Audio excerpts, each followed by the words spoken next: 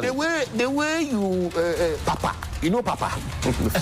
Figuratively, he bites as hard as he can. Okay. And of course, when he puts his fangs into you, you certainly feel it. I think it took. Watch Johnnie's bite. Bismillahirrahmanirrahim. Alhamdulillah Rabbil Alameen.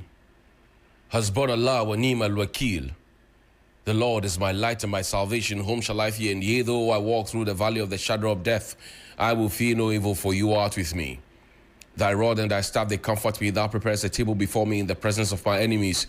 You anoint my head with oil, my cup runneth over, and surely goodness and mercy shall follow me all the days of my life. And I will dwell in the house of the Lord forever and ever. Amen. Assalamu alaikum. It's Thursday. Welcome to Johnnie's Bite. Today we'll do a bit of a throwback. But I want to say thank you to all of you thus far for being part of this platform, and tell somebody that Nipa Banti Nipambra. Tell somebody, say Nipa Banti Nipambro, Nipambro. Tell somebody so people can come through. And the hashtag we're using is hashtag Johnnie's Bite. Share, like, comment, and distribute the link across the world so others can also get an opportunity to be part of active society. For the last 2 days, we have lost two great Ghanaians, Nana Jana Penting, and then also Professor Konote Ahulu, a man who did some great work across the world from Ghana in sickle cell, and we pray that the Lord will receive them into his bosom. Also, the father of Abla Dzifa Gomashie, member of parliament for Ketu South, has gone to be with the Lord. She's grieving at this point. And yesterday when I said that I can beat my chest to say that I remember the things that she has done for the people of Ketu South, they were angry. Some said, oh, he's a hypocrite. Some said, oh, he's this. Some said, oh, he's that. He's a stomach journalist. He's that. He has gone to collect money. Well, over the last 8 years, when the Sea Defense War conversation stalled, it was I who continually reignited and brought it to the front burner. But as they say, the market has no memory. So I take it in good stride. Over the last 8 years, whenever disaster struck, when I used to talk about Amutinu, Agaveji, and Salakope, and all those villages, how I memorized those names into my head because I don't come from those places, but I got to know about those places. And there are many people in those areas who will bear me witness. When I spoke about villages that have been drowned in and ancestral homes that had been swallowed by the sea, eaten away by the sea and all of that, nobody remembers that today because the market have no memory. It's okay. When I spoke about the fact that when disaster strikes and it takes forever for NADMO to bring food and we keep chasing NADMO and start asking questions and food items were brought to you. Today somebody says, oh, we're talking about our homes, you're talking about food items. But at that particular moment, when your kith and kin did not have food to eat and they were hoping that the government would provide, that the government checked on its responsibility, it took somebody who today you say has done nothing for you to rise up to the occasion and to provide those essentials for you. Food, clothing, and shelter are the base of that Maslow hierarchy of needs. But you have forgotten. But as they say, the market has no memory. So now that the market is deciding that it has its own memory, the market would have to deal with its own issue. So good morning to my friends in Ketu South. I thank you very much indeed. I am a hypocrite. I take it in great strides. I am a stomach journalist. I take it. You're not the first to be calling me that. But vindication is always in the womb of time. Vindication is always in the womb of time. Vindication is always in the womb of time. And in good time, in due time, you will come back and give you my stone. I rest. Now, today's Throwback Thursday. Take me to a New Jabin area. This week, the New Jabin area, the MC election that got botched, allegations of monies exchanging hands for bribery. This week, the court ruled that, for want of a better expression, I'm not quoting, if you will, the court ruled that there's nothing like bribery. You cannot say that it was bribery. I'm just paraphrasing. I'm not quoting, verbatim, that this was what the court said. So I'm just quoting. I'm just saying, from my own words. But I want you to watch the video again. This is Throwback Thursday. So we get to see what exactly transpired on that particular occasion, which was the basis for which the police was brought in, which was the basis for which the Office of the Special Prosecutor took the matter to court. The court gave them a gunch. The matter traveled over a period. Watch.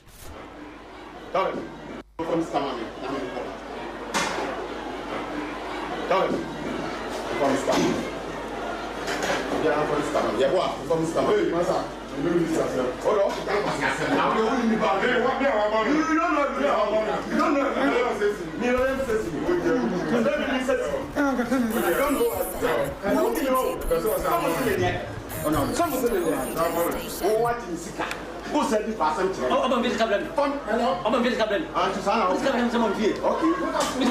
I'm a visitor. What is coming?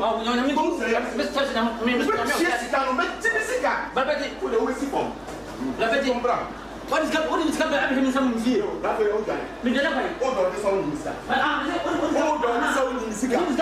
here?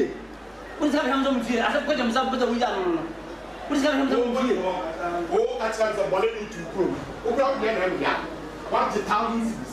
What does the number of foolish man like you? Who will you hear one airport for? Stand I don't remember. Call information center. I want to prove what is the one farmer. Good drive on the time. What will punish you? So this was what transpired. The matter went to court. Both the defense and the prosecution were heard, and then at the end of the day, the defense won. Well, will the OSP appeal? I don't know. But what does this say of us? And what does this mean for the political class? And what will that mean for future elections and selection of MMDCs, and even, if you will, as MPs and eventually presidents and all of that? What does it mean? I don't know. Will we be able to ever stamp it if indeed the OSP still believes that there was some level of corruption that happened? I don't know. But the courts are there. They can always appeal. Now, I want you to do a throwback of Kaneshie Market.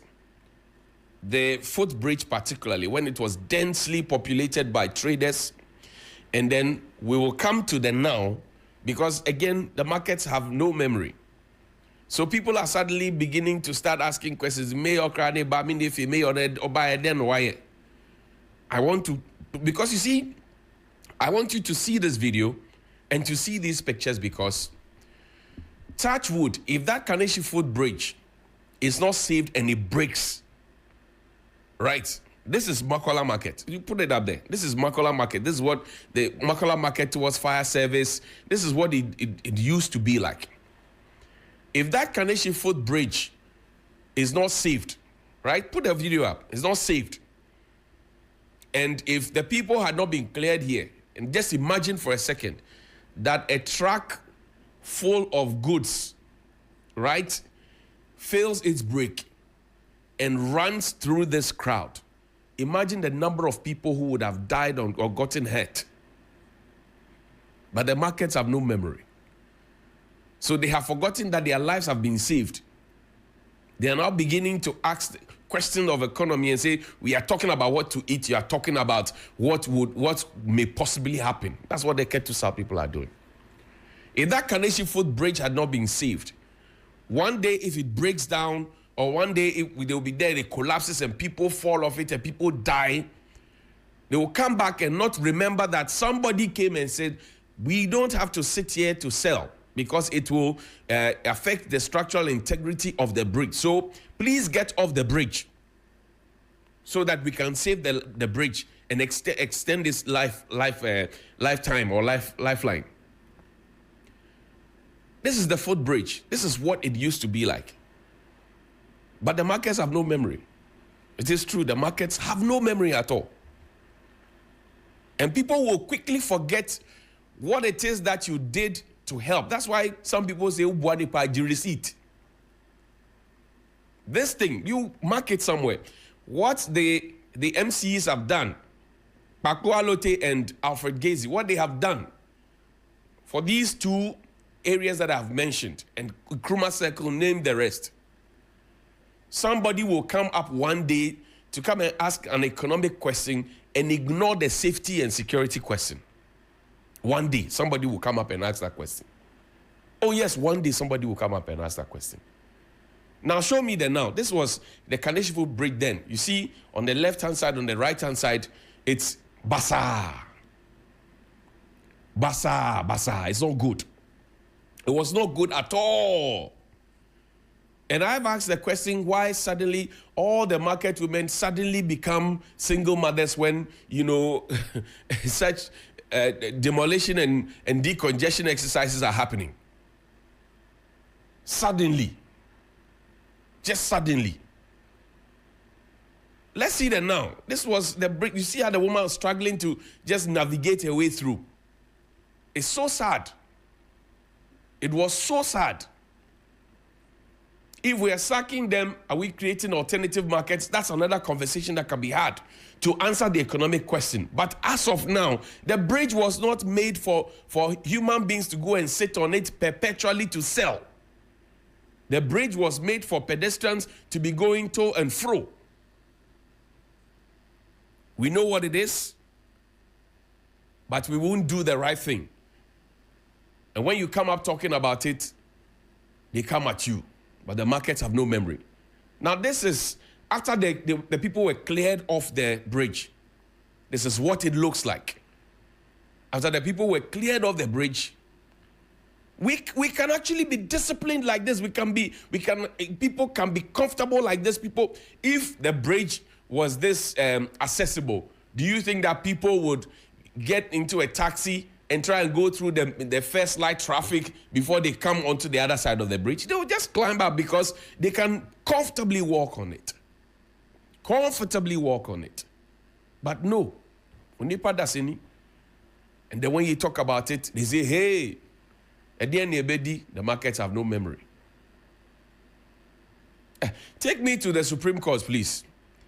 The learned former Attorney General, who's the former leader of the bar, he is lawyer to the current leader of the bench. That's the Chief Justice. So the learned former Attorney General is the former leader of the bar.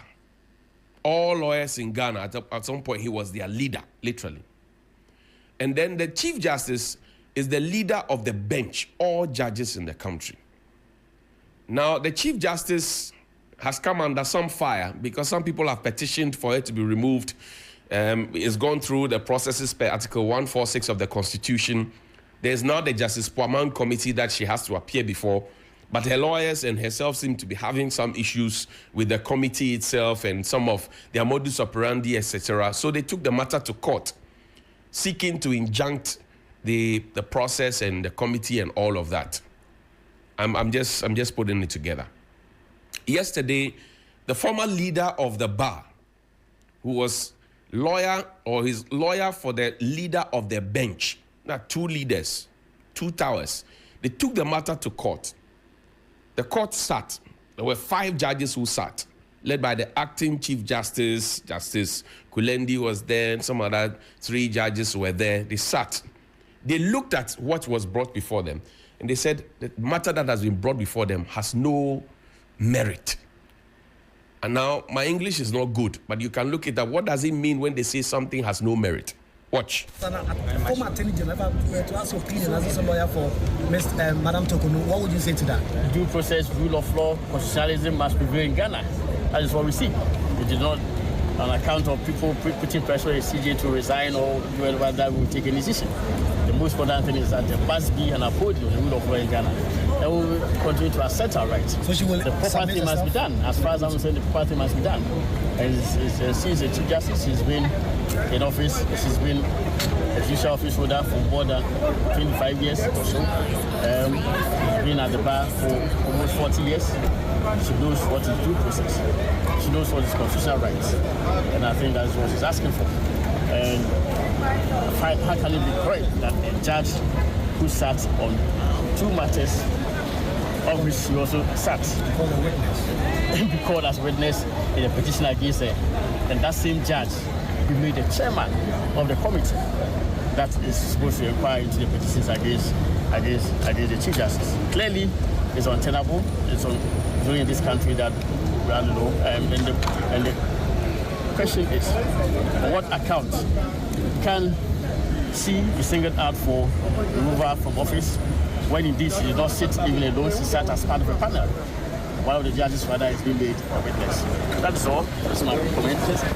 That's the former leader of the bar, a former attorney general, who's lawyer for the current Chief Justice, who has come under some fire. But you remember that I showed you sometime this week, a photo of the acting Chief Justice and then the former leader of the bar, that's Mr. Godfred Dummy. Beautiful, you never walk alone, red shirts, they were celebrating. And then I asked a simple question, that if what is being said about the judges meeting at a certain Santoku restaurant with Mr. Tadiosori around, right? He was also on his table with somebody. There was no point where they congregated together. And somebody says that that is enough reason to say that the outcome of the committee meeting will be influenced. The learned former Attorney General was also seen with the acting CJ on one stage. In fact, they were even closer. Very, very close. The former AG was speaking to the microphone. The current acting CJ was, smiling, beaming with smiles in his nice jersey or replica jersey or whatever you want to call it. Then I asked a simple question. Would that then be misconstrued to say that the learned former Attorney General had gone to see the acting, CJ, so that this matter, the injunction that has been brought now, which the court says 5-0, there's no merit. It lacks merit. It's good for nothing, really. Would that then be that, he went to see him to conclude the matter? I've told you that when they send you to come and say things, you are somebody's father, somebody's brother, somebody's uncle. Think through it properly before you come and conclude. Because we have been told in this country that the law is the law. Find me in that video. The law is the law. The law is the law. Play. Listening to our Lady Chair on ensuring that you have the competencies to be in the place that you are put. And I was reminding myself of recent conversations when people would say to me, you have held up. You have done well in this onslaught. And I realized that what has held me up is the assurance of competence.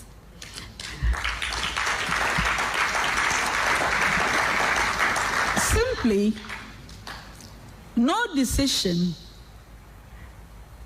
that I have made in my role as Chief Justice or in my capacity as President of a panel of the Supreme Court has come from anything but a knowledge of law. No matter how many noises are made, the law is the law. And 3 FM, the best in the morning. the only answer one can give to all the hand waving is the legal answer, unless we want something else. But I am quite sure that Ghana as a society is not looking for Chief Justices that bend and give them something other than law. And therefore, here I am. Everyone gets the law. The law is the law, no matter the hand waving and the hand gestures. What you get is the legal answer, unless you're looking for something else. But the law is the law. Now, let's talk about another thing that is law. A conversation about somebody being on the NHIA's board and Dr. Sansa Dali, that's what she was called. We are now learning that she was not a doctor after all. Now, put up the pictures, please. The pictures. She's been replaced by Professor York, right? Professor York with an E. Very great medical doctor and all of that. Now, this was the list that was put out there. Mind you that this particular one, let's see the first page, please. This particular one, right, which was put out there, was put out on the 19th of May, 2025 from the Office of the President. appointing of members of the governing board of the National Health Insurance Authority. I write to inform you that the President of the Republic, following consultation with the Council of State, has appointed the following individuals as members of the governing board of the National Health Insurance Authority. A chairperson, Lawrence Neo Kante, Dr. Koku Awono Williams, Dr. Alasan Idrisu, Francisca Tulik, Professor Samuel Kaba Akoreye, Dr. Abiba Zakaria, Dr. Bernadette Na Hoffman, Dr. Sadat Bawa, Dr. David Tete, Mohammed Adamu Ramadan MP. Then we go to the next page of this particular document.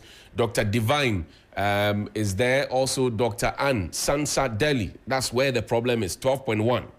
Now, the president goes on to say the president has also directed that you swear in the new members of the board to enable them commence work immediately. Accept, Honorable Minister, the president's best wishes. To the Honorable Minister for Health, Kwabena Binta Kando is the minister, his MP for Dwaboso.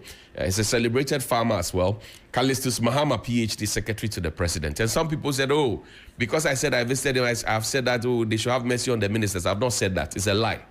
That's the falsehood that is being injected into the narrative. I've never said have mercy on any minister. If the minister goofs, deal with them. Now, this was on the 19th. There's another letter. And I will demonstrate to you something. This is the 23rd of May. So the 19th, when the appointments were made, the who started. The same office of the president wrote on the 23rd of May to say that revocation of appointment and replacement to the Board of National Health Insurance Authority.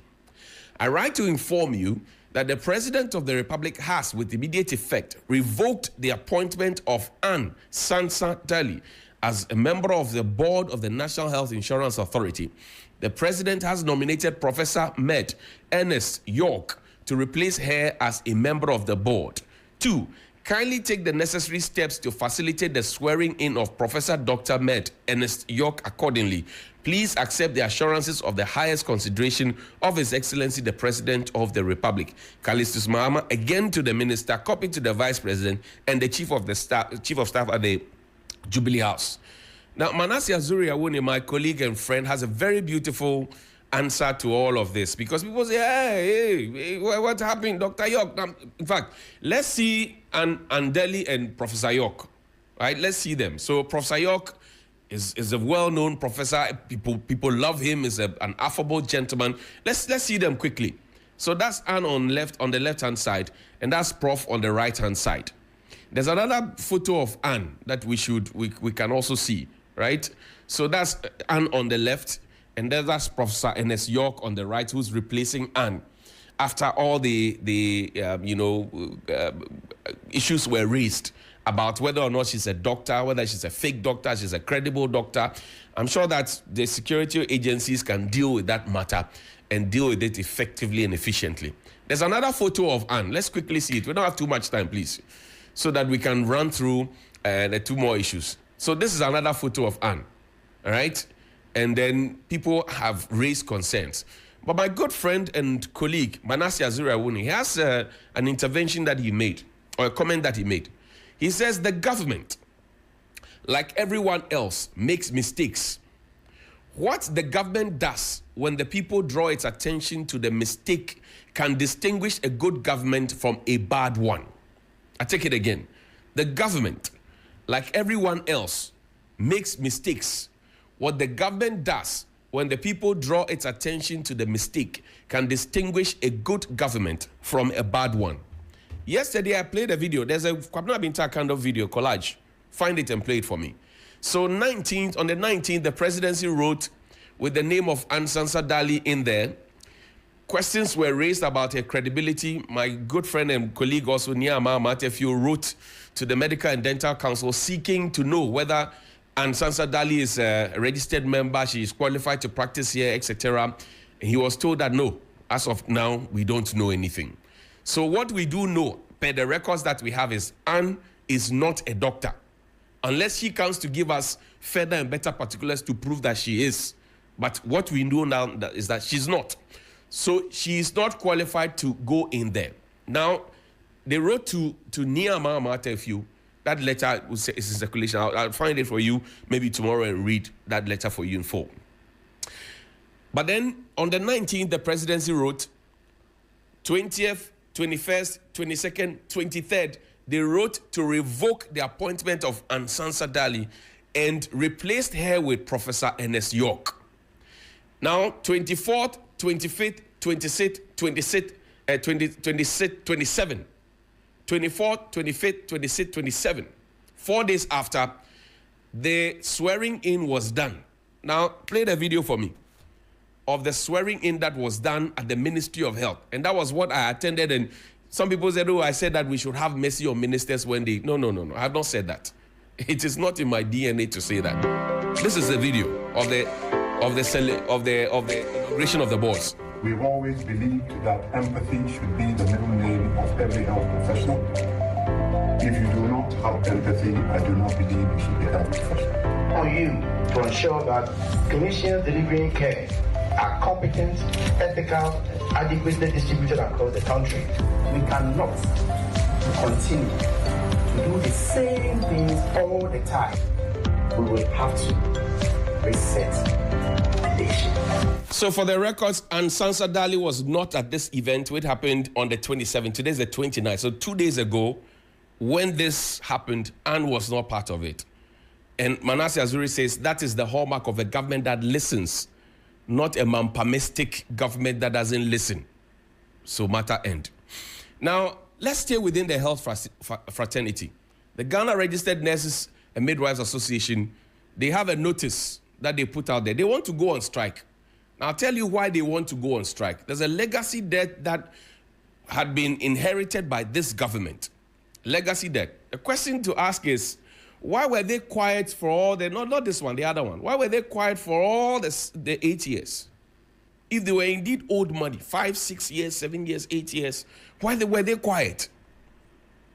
And why are they bringing it up now? Of course, it's legitimate that they bring it up now. But I'm just trying to draw your attention to the fact that now all the unions seems to have gained some bravado all of a sudden. Nobody is asking them to shut up. Nobody is asking them to keep quiet. Can we please expand it so we can read it together? So nobody is asking them to shut up. Nobody is asking them, right? This is from the, this is dated the 28th of May, 2025. Press release by the Ghana Registered Nurses and Midwives Association on the overly delayed implementation of its collective agreement. We have invited you to this press conference today, etc., etc. Now, the said collective agreement was signed in May 2024 between the GRNMA, representing the entire nursing and midwifery fraternity in Ghana, on one part, and the employer, represented by the Ministry of Health and its agencies, the Ministry of Finance, and the Fair Wages and Salaries Commission on the other. On 1 year on, our collective agreement is still not implemented, and although we recognize the fact that a section of our fraternity has taken the matter to court and delayed the implementation, judgment was given by the court in January 2025, and we have followed up with letters and in-person visits to the Ministry of Finance and the Ministry of Health since then, to no avail. We therefore wish to state as follows: the delay is not only a disservice to Ghanaians, Ghanaian nurses and midwives, but also poses a threat to the delivery of quality health services to the good people of Ghana. 2, nurses and midwives are the backbone of the healthcare system, and despite the challenges we face in our various fields of practice, we have continuously shown unparalleled dedication and commitment to delivering quality care to our patients across the nation. Despite our unwavering dedication to service and patient ethos, failure of the employer to honor our collective agreement critically undermines the worth and appreciation of our services. In our view, we have exhibited extraordinary patience and professionalism over the last 5 months, ensuring that the health sector runs unimpeded while advocating for the implementation of our rightful entitlements. At this point in time, Ghanaian nurses and midwives are tired of excuses that the leadership has been making on behalf of the employer, and leadership is equally tired of the excuses from the employer. We are therefore settling out the following roadmap of industrial action and call on every nurse and midwife in Ghana to follow it to the latter. 2nd and 3rd of June 2025, wearing of red armbands or headbands 4 to the 8th of June 2025, withdrawal of outpatient department, OPD services. 9th June 2025 onwards, withdrawal of all services. We are still committed to the dialogue, but demand one thing only: implementation of our collective agreement. It's interesting to read this. You know, when the Kolebu issue came up and we're looking for the nurses to jointly sign the press conference, we're not finding them. They later tore away, broke away, and went to finding the joint press release. Now, while we find the joint press release, I was also thinking about the Ansansa Dali matter. And I was asking myself, the national security and BNI and all of that, they're able to pick up Chemawun to me and pick up Adenta Kumi. Could they not have done some background checks on Ansansa Dali before the presidency wrote to say that, yes, we are giving you this position or this board membership? I'm just asking. Or are they too busy doing other things that they couldn't have done some background check? I'm just asking. Now, joint statement on the unintended unilateral industrial action by the GRNMA. So these four institutions say, no. Organizations say, no. What the midwives, nurses and midwives, association are doing is wrong. Listen. They say the leadership of the Union of Professional Nurses and Midwives Ghana, the Professional Association of Psychiatric Nurses Ghana, the National Association of Registered Midwives Ghana, and the Ghana Registered Midwives Association wish to clarify our collective position regarding the industrial action recently declared by the Ghana Registered Nurses and Midwives Association. At the joint meeting of all nursing and midwifery unions held yesterday, the 27th of May 2025, it was unanimously agreed that no industrial action will be taken until further consultations has been held between the leadership of each union and their respective executives and members to assess the proposed roadmap for the implementation of the collective agreement on our conditions of service. Moreover, a scheduled engagement with the Minister of Finance intended to advance discussions on the CA, that's the collective agreement, is yet to take place. We are therefore deeply concerned by the unilateral decision of the Ghana Registered Nurses and Midwives Association to proceed with an intended industrial action starting the 2nd of June 2025, per their press release earlier today, the 28th of May 2025, in direct contradiction to the collective resolution. Such action undermines the professional cooperation and unity the sector urgently needs. We affirm our commitment to securing the implementation of the collective agreement. However, we maintain that such progress must be achieved through structured dialogue, mutual respect, and coordinated efforts. Unilateral actions risk weakening our collective stance and may undermine the welfare of the very professionals we seek to represent. Accordingly, we state the following: UPNMG, PAPNG, NARM Ghana, and GRMA are not part of the intended industrial action declared by the GRNMA. 2, we urge all our members to remain at post and continue delivering essential health services. 3, we remain committed to engaging key stakeholders, including the Ministry of Health and the Fair Wages and Salaries Commission, to ensure the timely and coordinated implementation of the CA. I end with this. Who is pushing the Ghana Registered Nurses and Midwives Association to strike when they have all sat in a room as nursing and midwives professionals and they have decided that they will not strike until they have an agreement with the minister, until they have met their members and the executive? Why did they depart from what they all agree? Who is pushing the number one? Who one? I leave it to your good judgment. But please call me 055-924-2717 and 055-691-0154.